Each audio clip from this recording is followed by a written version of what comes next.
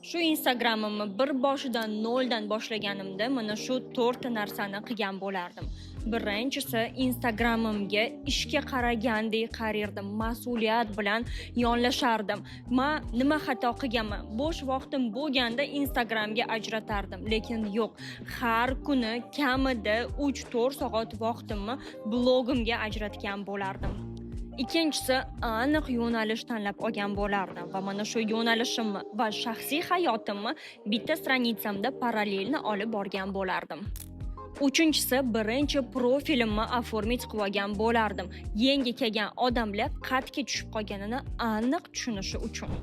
To'rtinchisi, bepul продвижениеga katta e'tibor qaratgan bo'lardim. Hozirgi kunga bu Reels'lar, TikTok'lar va albatta kollaboratsiya podkastlar.